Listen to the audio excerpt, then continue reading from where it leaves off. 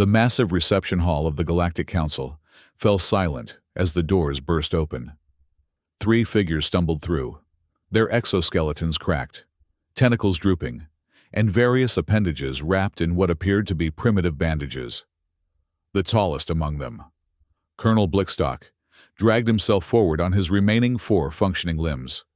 His usually pristine command carapace, now scorched and dented beyond recognition. "Earth," he gasped, his voice modulator crackling with damage, "is not a harmless planet." The reception staff stared in shock. Quillnox, the chief receptionist whose 16 sensory stalks were renowned for their unflappable composure, flared all of them simultaneously, a gesture of extreme alarm among his species. "Colonel Blickstock? Your fleet? The Thorbac's armada? It was reported." "Decimated," wheezed Captain Vraximal, the second figure, whose translucent membranes were clouded with what could only be trauma-induced stress coloration. "Worse than decimated. We are all that remains."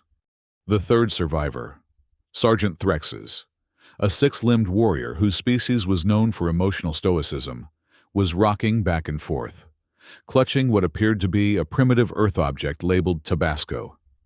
Her voice came out as barely a whisper. "They used cooking utensils. Their elderly wield cast iron as weapons." Murmurs rippled through the reception hall. A small crowd had begun to gather, drawn by the commotion. Council bureaucrats, diplomatic aides, and passing representatives all craned their various sensory organs to witness the spectacle. Quillnox composed himself, his stalks returning to their professional neutral position. "Please, Colonel," he said with practiced calm. "You appear to be suffering from severe psychological distress.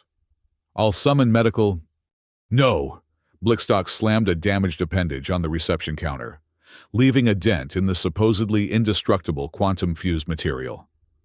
"You will summon the High Council immediately. The data we've gathered must be shared. No other invasion fleet can be sent to Earth. It's not Classification 0.3. It's not harmless." Nexus, the security officer on duty, glided forward. Her gelatinous form pulsed with skepticism.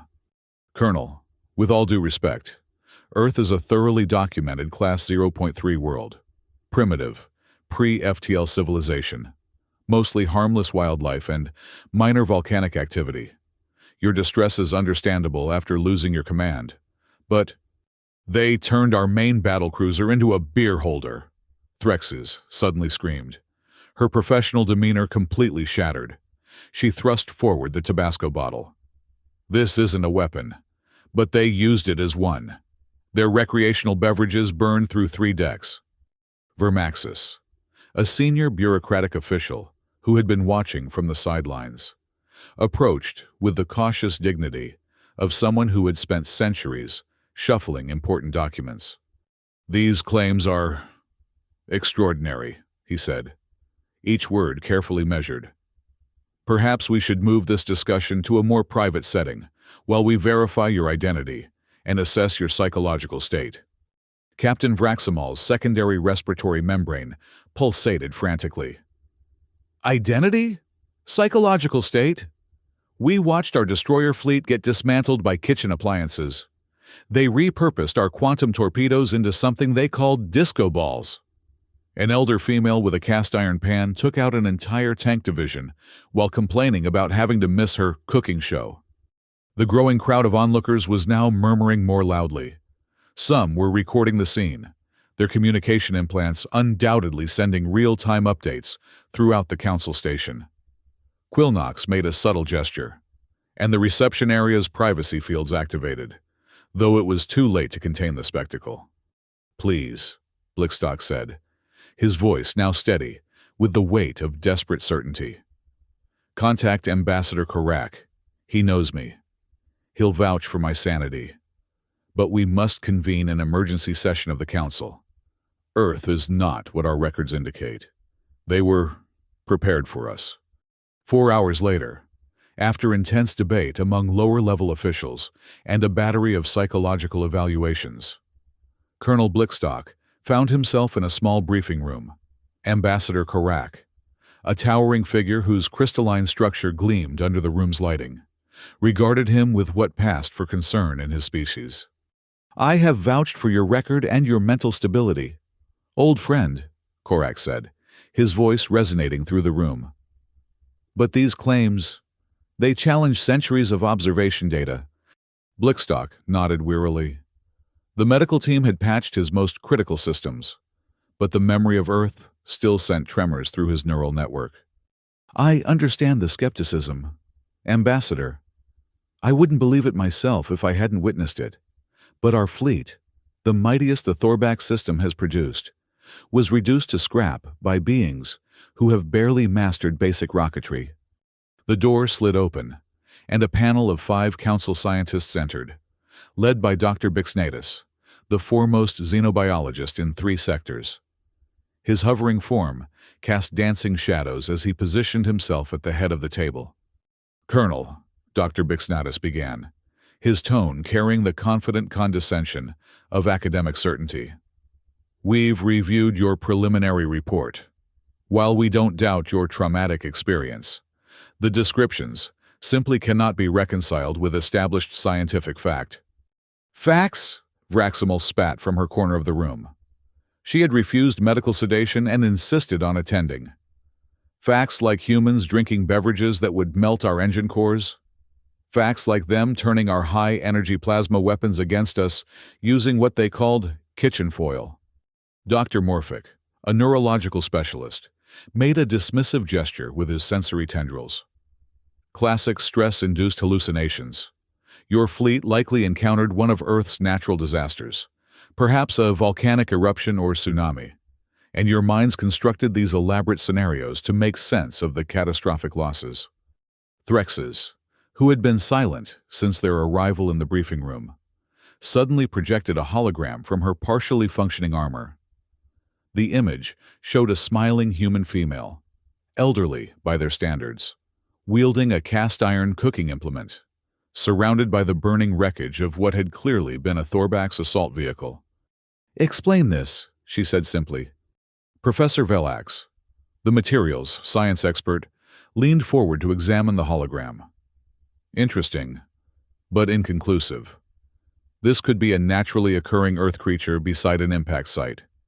We know their planet has significantly higher gravity than our projections estimated.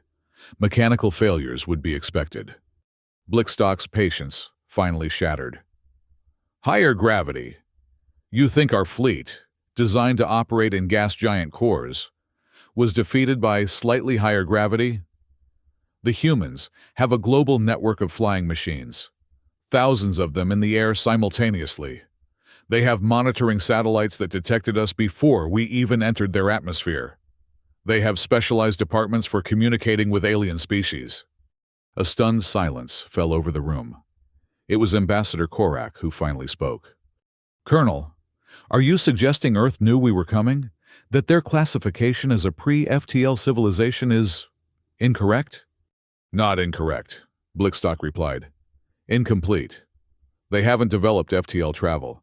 That much is true. But they weren't surprised to see us. They were waiting for us." Dr. Bixnatus's hovering form dipped slightly, a sign of deep thought in his species. "This is most irregular. If what you're suggesting has even a particle of truth, it would represent the most significant classification error in Council history." "It's worse than an error," Vraximal added. "It's dangerous. If another fleet goes to Earth thinking they're dealing with primitives..." Ambassador Korak's crystalline form pulsed with decision energy. "Very well. I will use my authority to convene an emergency council session. Dr. Bixnatus, assemble your finest research team. We need independent verification of these claims." Dr. Bixnatus bobbed in agreement. "The research vessel, Rational Inquiry, is currently in the neighboring sector. I can have it redirected to perform a covert observation mission of Earth." "No!" all 3 survivors shouted simultaneously. "Covert doesn't work," Blickstock explained, his voice heavy with the weight of experience. "They'll see you coming, and if they think you're hostile..." "Impossible," Dr. Bixnatus scoffed. Our observation technology is completely undetectable to pre-FTL civilizations. We've conducted thousands of... They have a department, Threxes interrupted, her voice hollow. A government organization specifically designed to detect and monitor non-terrestrial intelligence. They call it SETI, and that's just the public one. 2 days later, the Grand Chamber of the Galactic Council was filled to capacity. Representatives from over 300 civilizations had assembled, their diverse forms creating a living tapestry of galactic life. At the center, Colonel Blickstock stood with his 2 surviving officers, their forms still bearing the scars of their encounter with Earth.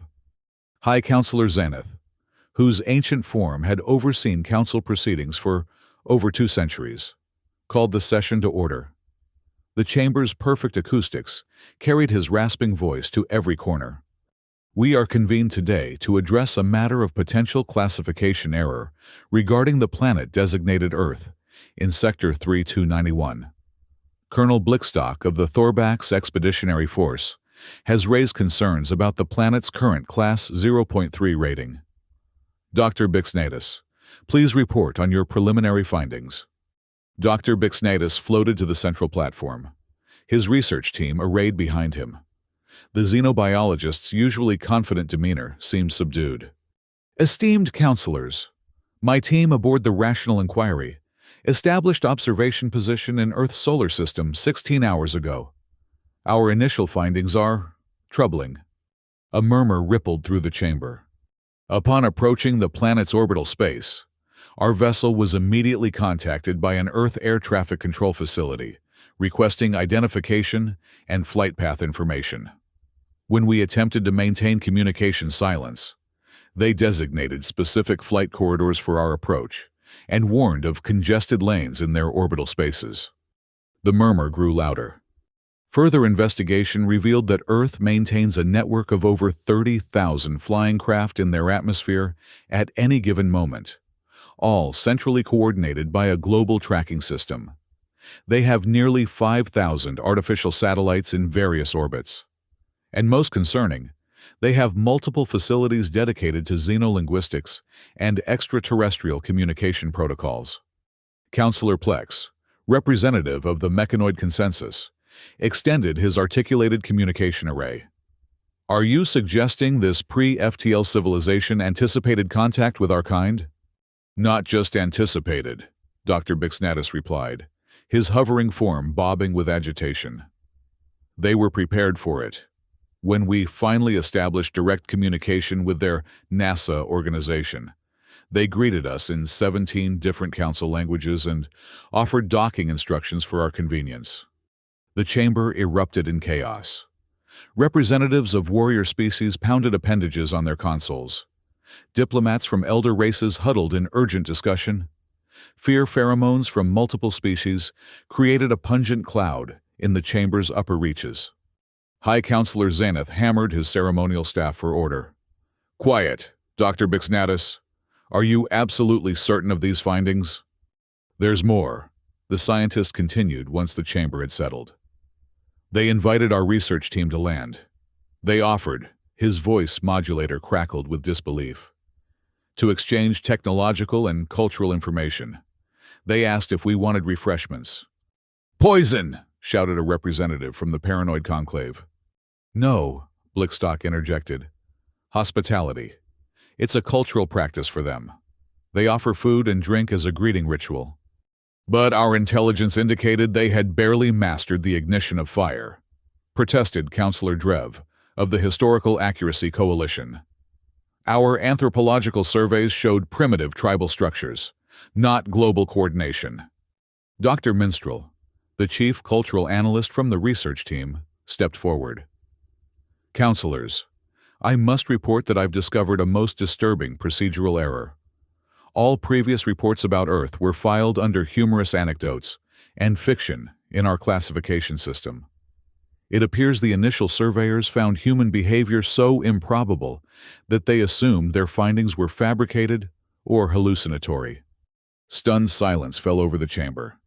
Let me understand this, High Counselor Zenith finally said, his ancient voice quavering slightly. One of the most comprehensive surveillance operations in Council history was mistakenly filed as entertainment? Yes, Counselor, Dr. Minstrel confirmed. Especially the reports about their beverage called coffee and their apparent ability to domesticate apex predators as pets. The reports were considered too fanciful to be credible. The representative from Fleben, a species known for their dramatic color, changes as emotional indicators, had turned a deep purple of existential horror. But this means our entire understanding of developmental civilization patterns could be flawed. What about their weapon systems? Demanded General Blasticus of the Strategic Command. Do they pose a military threat? Dr. Bixnatus hesitated before answering. Their official military technology appears to be roughly 2 centuries behind Council standards. However, he paused, clearly uncomfortable. They have demonstrated the ability to repurpose seemingly benign civilian technology for defensive applications with alarming creativity and effectiveness. They turned our quantum resonance cannon into a device for heating something called hot pockets, Threxes added flatly. Most concerning, Dr. Bixnatus continued, is their adaptability. Within hours of first contact with our research vessel, they had already begun integrating aspects of our communication protocols into their systems. They learn at an unprecedented rate. And they're not afraid, Captain Vraximal added, her trauma colors still swirling beneath her membranes. When our battle fleet appeared in their skies, there was panic in some regions, yes, but their response wasn't paralysis. It was mobilization. Individuals with no military training improvised defenses. Their entertainment broadcasts continued, merely adding our invasion as a breaking news segment. A representative from the Logical Perspective Collective raised a mathematical appendage. This defies probability. How could a species simultaneously develop such sophisticated global infrastructure, yet remain confined to their solar system? Because, Blickstock said, stepping forward, they prioritize differently than any civilization we've encountered. They didn't develop technology in the sequence our models predict. They didn't unify their planet before reaching for the stars. They are fractious, contradictory, and fundamentally unpredictable. Impossible, shouted Dr. Morphic. All sapient life follows the universal development gradient. Humans don't, Blickstock replied simply. They built planet-wide communication networks before solving basic resource distribution. They developed nuclear weapons before achieving global peace. They sent primitive spacecraft beyond their solar system while still burning fossil fuels. They defy every developmental model in our archives. The chamber had grown deathly quiet. Hundreds of representatives trying to process this paradigm shift. There's one more thing, Dr. Bixnatus said hesitantly. When our research team revealed the purpose of our mission, to verify Colonel Blickstock's claims about their defensive capabilities, they laughed. Then they offered to help us improve our own technology. High Counselor Zaineth's ancient form seemed to shrink slightly on his platform. They offered to help us? After an invasion attempt? They said, Dr. Bixnatus replied, his voice, modulator, barely above a whisper, that any species capable of interstellar travel was worth talking to, regardless of first impressions. They invited us to establish an embassy. Madness, muttered Counselor Drev. Complete madness. No, Blickstock countered. Confidence. They weren't surprised by us because, in all their cultural records, their science fiction as they call it, they've been imagining meeting aliens for centuries. They've mentally rehearsed first contact scenarios thousands of times.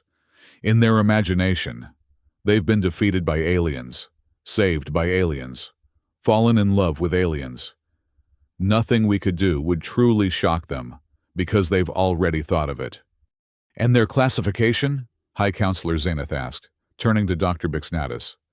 The xenobiologist's hovering form stabilized as he made his official recommendation. Based on our findings, Earth should be immediately reclassified from Class 0.3 to Class 9. Gasps echoed throughout the chamber. Class 9 was reserved for civilizations of unpredictable capability and intention, essentially, cosmic wildcards. Furthermore, Dr. Bixnatus continued, I recommend establishing formal diplomatic relations rather than any further surveillance or military operations. They are aware of us now, and their rate of technological adaptation suggests they will only become more formidable with time. High Counselor Zenith surveyed the chamber, noting the fear and confusion on the faces of the representatives. With deliberate ceremony, he raised his ancient appendages. The Council will vote on the immediate reclassification of Earth and the establishment of diplomatic protocols. All in favor? The response was unanimous.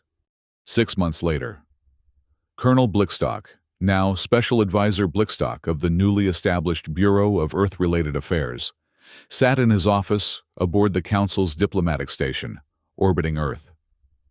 The walls were decorated with human artifacts, a cast-iron pan, a gift from the elderly woman who had decimated his tank division, a microwave oven, deactivated, and several tourist souvenirs from human cities.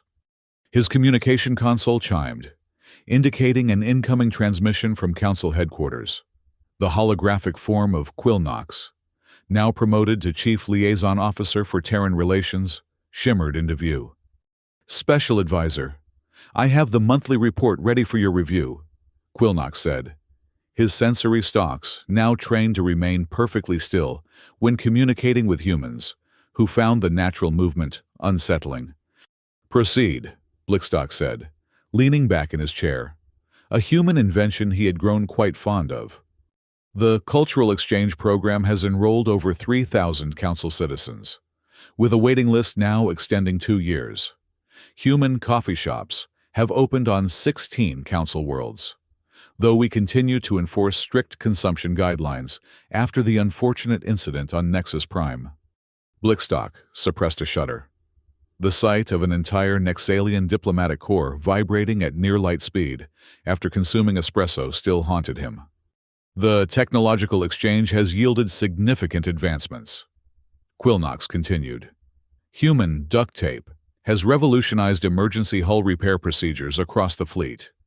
Their concept of user interface design has reduced operational errors by 82% on Council systems. And the military situation? Blickstock asked, though he already knew the answer. Stable.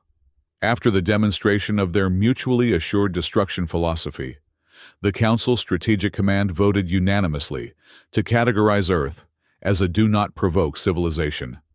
Smart decision, Blickstock murmured. There is one more item, Quilnox added, his tone shifting to one of mild confusion. We've received an application from a human seeking employment with the Council. Blickstock's primary heart skipped a beat. Employment?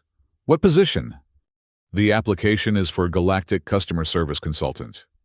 The human claims that their experience resolving disputes in something called retail has prepared them for interspecies diplomatic mediation. Despite himself, Blickstock laughed, a habit he'd picked up from humans.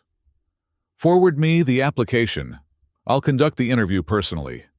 After Quilnox's hologram faded, Blickstock turned to the viewport overlooking Earth. The blue-green planet rotated serenely below, belying the chaotic, contradictory, and utterly fascinating species that called it home. He'd come to appreciate their peculiar brand of madness. Humans didn't just survive. They insisted on upgrading everything around them, whether it needed upgrading or not. They turned weapons into toys, enemies into friends, and cosmic horror into comedy. His console chimed again. A message from Captain Vraximal, now serving as a cultural attaché to a human nation called Australia. The message contained only a short video, and the text, "They have something worse than Tabasco." Blickstock opened the video with trepidation. It showed Vraximal being offered something called Carolina Reaper by grinning humans. The subsequent footage of her emergency cooling systems deploying was both horrifying and, he had to admit, hilarious. Another notification appeared. A council alert indicating that humans had just been granted observer status on the Interstellar Diplomatic Corps, a full century ahead of standard protocol. The justification cited was their unique perspective on conflict resolution and their unparalleled adaptability to diverse communication styles. Blickstock smiled as he composed his daily log entry. Humans continue to defy classification in ways both terrifying and admirable. Perhaps their greatest weapon isn't their technology or their creativity, but their fundamental assumption that different species can be friends. He paused, then added, "The Council has existed for 10,000 years based on the principle that civilizations must earn their place among the stars. Humans have forced us to consider that perhaps some species are born ready, not because they've mastered physics, but because they've mastered the art of turning the incomprehensible into the familiar." As he finished his entry, his human assistant, a cheerful woman who had previously worked at something called Disney Customer Service, buzzed his intercom. "Special Advisor, your 4 o'clock is here. The Blargan ambassador wants to discuss humanity's application to moderate the Galactic Trade Disputes panel." "Send him in," Blickstock replied, straightening his posture and adjusting his translator to diplomatic formality mode. As the door slid open, he caught sight of his reflection in the polished surface of his desk. His exoskeleton, once bearing the proud insignia of the Thorbax invasion fleet, now carried the emblem of the Earth Relations Bureau, a simple blue circle with white continents.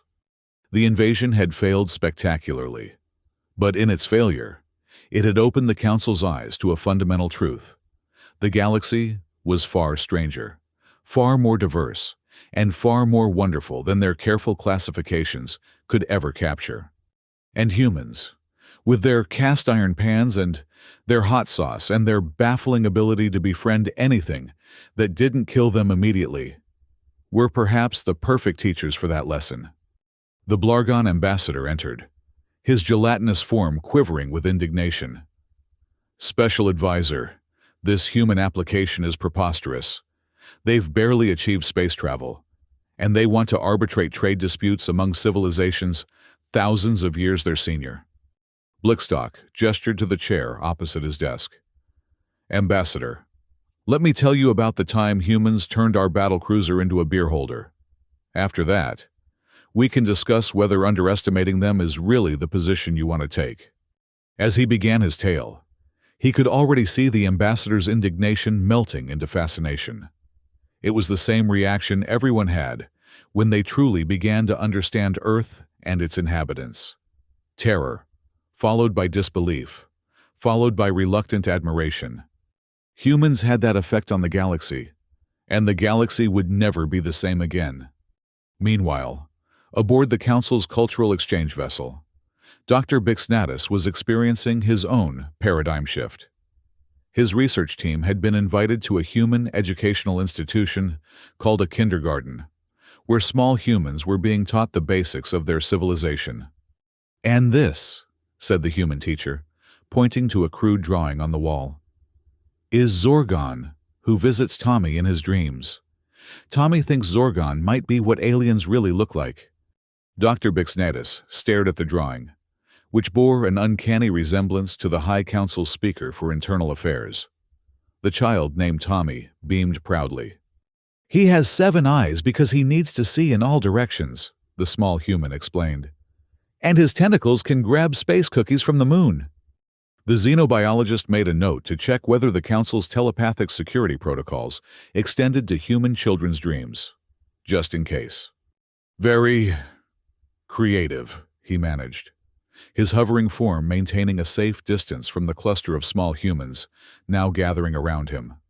"Are you really an alien?" one of them asked, eyes wide with wonder rather than fear.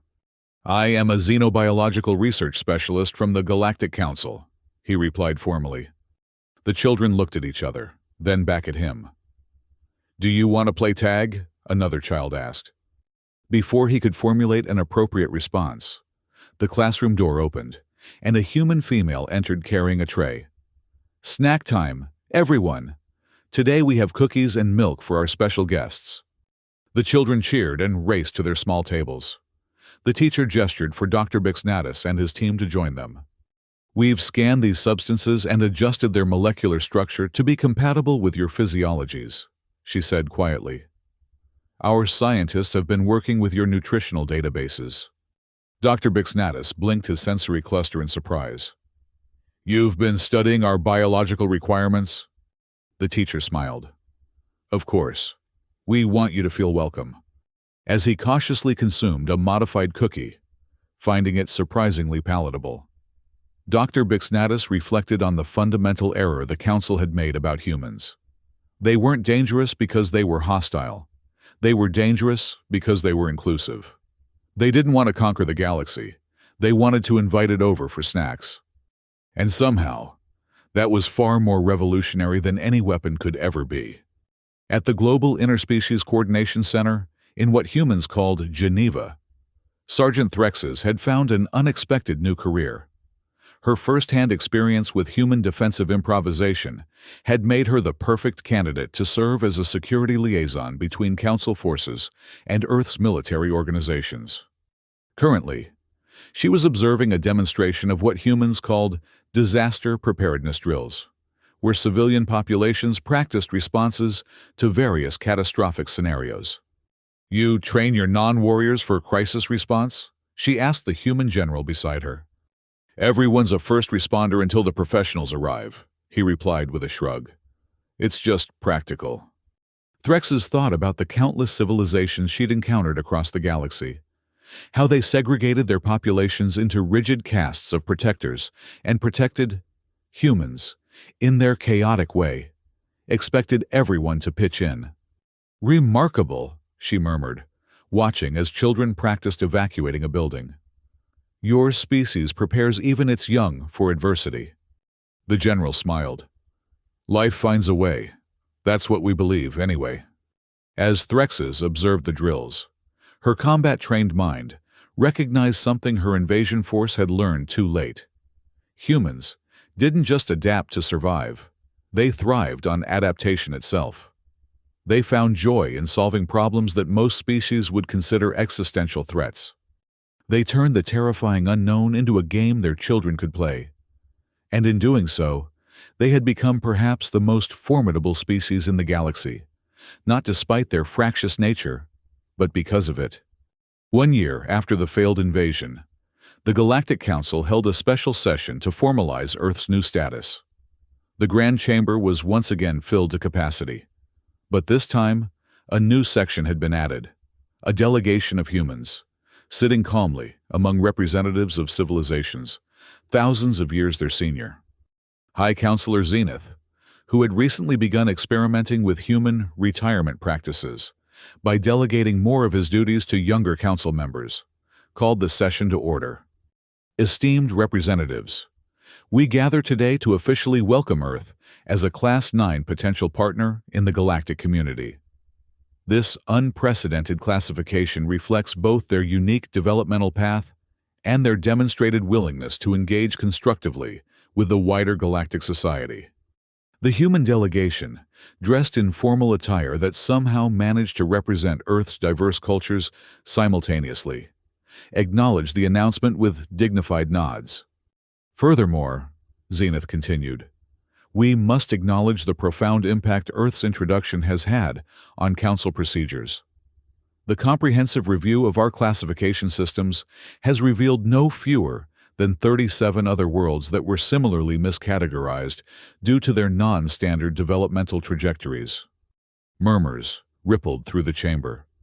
The revelation that Earth was not unique in its divergence from expected patterns had sent shockwaves through the Council's scientific community.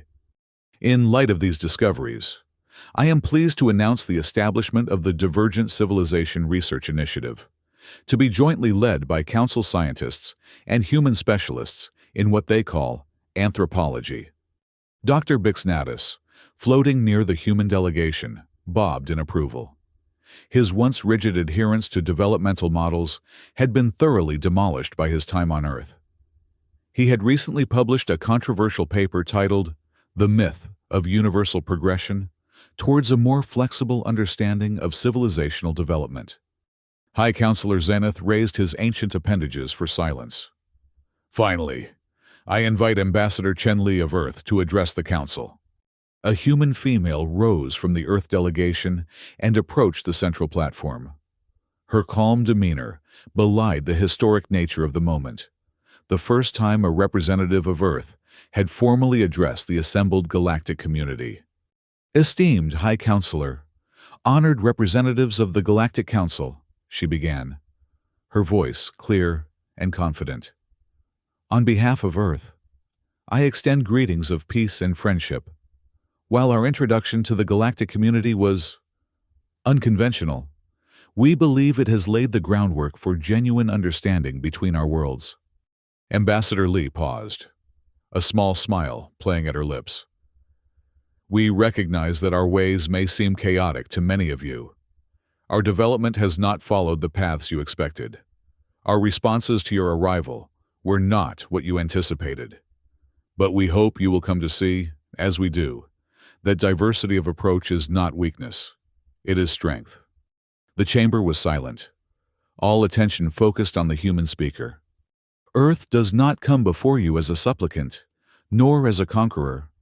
We come as neighbors, curious about those who share our galaxy, eager to learn from your wisdom and to offer our own unique perspective in return. We believe that the greatest discoveries lie not in the stars themselves, but in the meeting of minds that have evolved under different suns. Many of the representatives were visibly moved by her words. Even species known for their emotional restraint showed signs of being affected. In the spirit of that belief, Ambassador Li continued, Earth formally requests permission to establish a permanent embassy within the Council's diplomatic quarter, and extends an invitation for the Council to establish a corresponding presence on Earth. Furthermore, we propose the creation of an interspecies cultural exchange program, open to citizens of all Council worlds who wish to experience life among humans, and for humans who wish to experience life among the stars. High Counselor Zenith conferred briefly with his advisors before responding. Ambassador Li, your proposals are most welcome. The Council accepts both the establishment of diplomatic missions and the creation of the exchange program. The human ambassador bowed slightly. Thank you, High Counselor. There is one final matter I wish to address, a question that I know many of you have been too diplomatic to ask directly. She looked around the chamber, meeting the eyes, sensory clusters, and visual receptors of countless alien species. Many of you wonder why Earth, despite possessing the technological building blocks for faster-than-light travel, has not yet achieved it. The answer is simple. We chose a different path.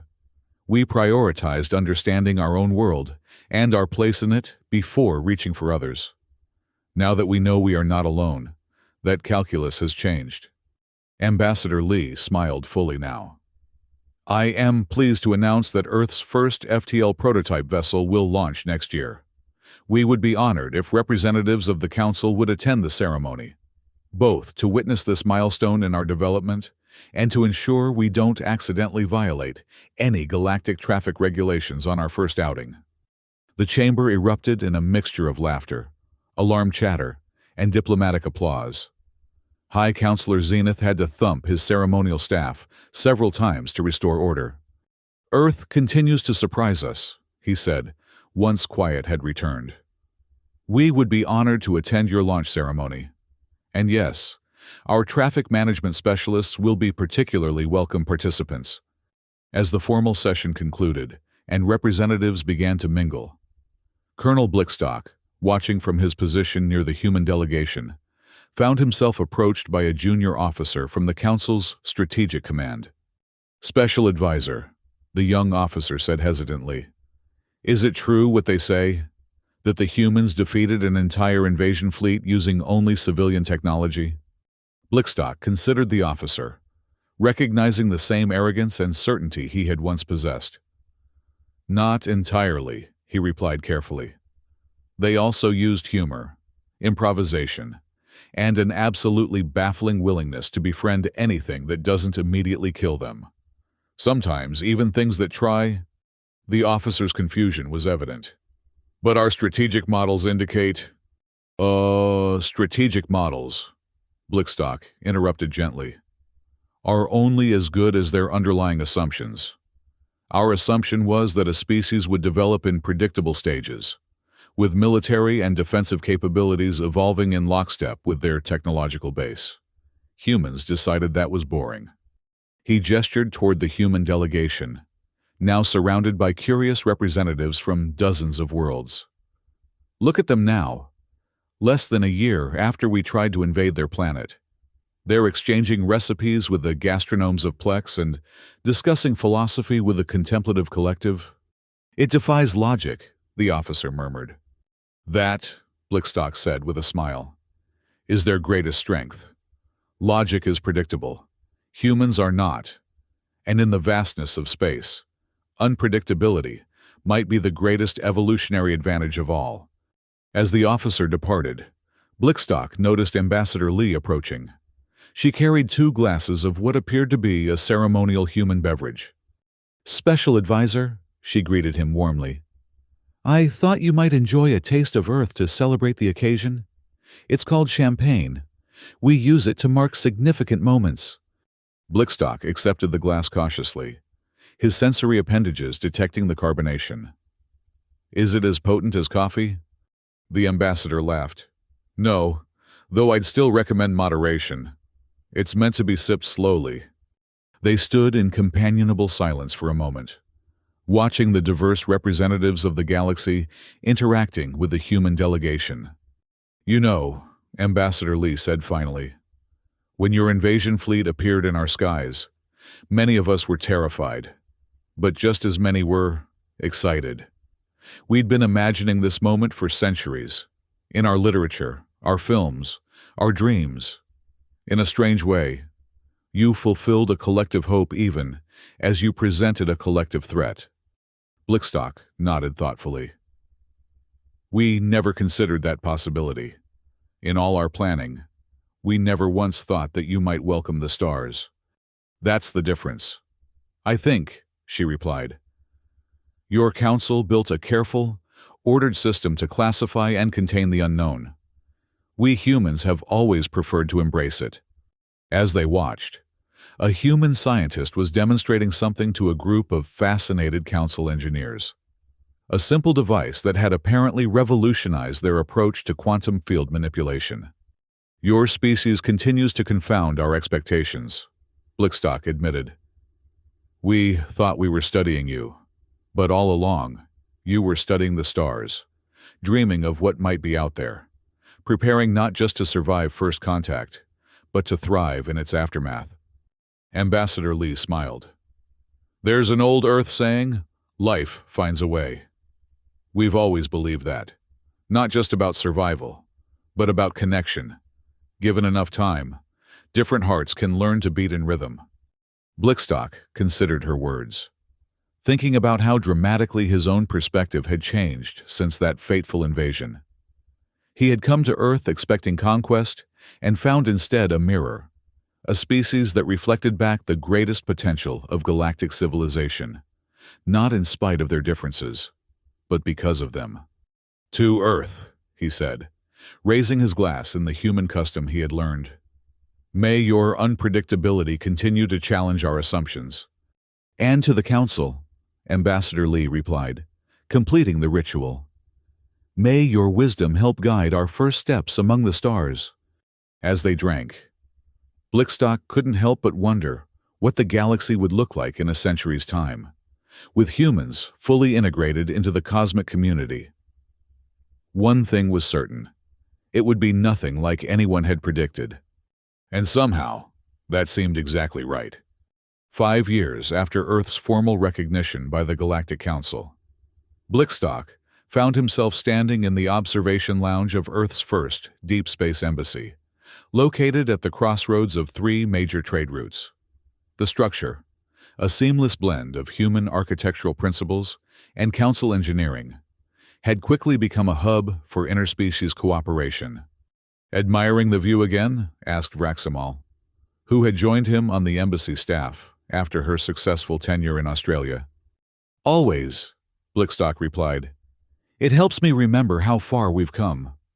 Through the viewport, they could see ships from dozens of civilizations docking at the embassy's sprawling spaceport. Human vessels, still new to the stars, but already distinctive in their design philosophy, moved confidently among craft that had plied the galactic currents for millennia. "Did you see the latest Council classification update?" Vraximal asked. Her trauma colors, long since faded to be replaced by the vibrant patterns of a cultural specialist. Blickstock nodded. "They've finally abandoned the numerical system entirely. Now it's just developmental stage assessment, with recognition of multiple valid evolutionary pathways. All because one planet of primates refused to follow the script," Vraximal said, with what had become her version of a human laugh. The door to the observation lounge slid open, and Threxes entered, accompanied by a delegation of Council military strategists. The former sergeant had risen to become the head of the Joint Defense Initiative, a program that incorporated human tactical improvisation into Council security protocols. "The demonstration was a complete success," she announced proudly. "The human technique they call MacGyvering has been officially adopted into emergency response training for all Council security forces." Blickstock shook his head in amazement. 5 years ago, we were trying to conquer them. Now we're building our defensive doctrines around their methods. "It makes perfect sense," Threxes replied. "No species in recorded history has been better at turning disadvantage into advantage." A soft chime indicated an incoming transmission. The holographic form of Dr. Bixnatus appeared in the center of the lounge, his hovering form now adorned with the insignia of the Divergent Civilization Research Initiative. "Greetings from Proxima Centauri," the scientist began without preamble. "The human colony here has made a fascinating discovery, a pre-sapient species with non-standard neural architecture. Their approach to first contact protocols has been illuminating." "Let me guess," Blickstock said. "They've already befriended the creatures?" Dr. Bixnatus bobbed in the equivalent of a nod.